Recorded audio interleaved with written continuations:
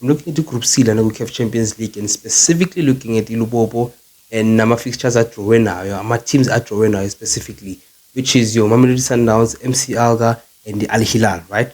Now you look at the whole situation here, Orlando Pirates and iLupopo, which remember Orlando Pirates iloje complain.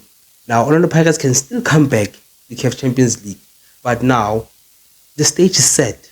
Teams have been picked, right? Fixtures have been made. The draw has been made, right?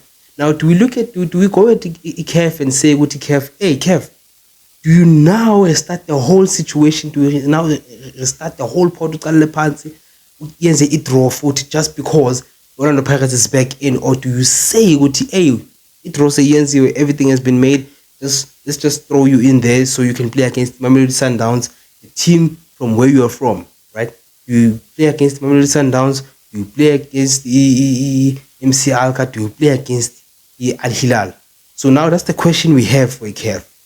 That's the question that stands for CAF. If Orlando Pirates does come in, do you now do the whole draw, or do you just put them in and say bazobona phambili?